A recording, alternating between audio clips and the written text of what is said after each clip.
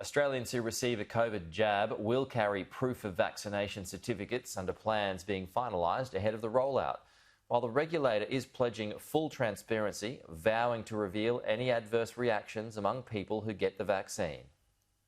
For Australians who choose to get the jab, proving it will be as simple as downloading a digital certificate on their mobile phone.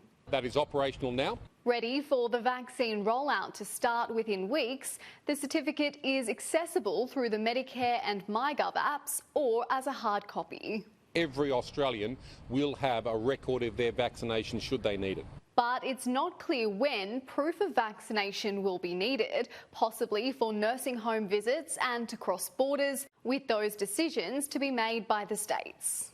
Certainly not to the pub.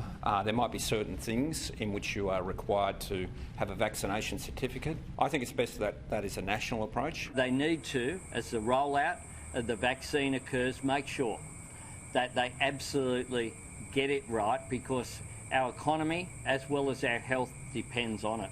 Once international borders reopen, booking an overseas holiday may also depend on it. It's highly likely that a vaccination certificate or quarantine will still be required. Total transparency during the rollout will be a requirement for Australia's vaccine regulator, the head of the TGA revealing they'll publish any adverse effects suffered by people who get the jab. Some people have said, well, that's a bit risky because people will jump on, one person who may have acquired, a nervous system condition out of 20 million vaccinated in the US and jump on it.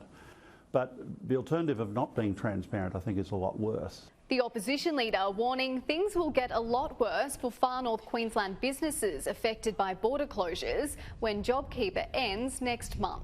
Unless some action is taken here, we'll see increasingly more jobs being lost. Continuing to push for an extension of economic support. That's what these businesses need. That's what their employees need. Knowing he needs to win over Queenslanders to cross the election finish line first, ahead of a possible federal poll later this year. Eliza Edwards, Sky News, Canberra.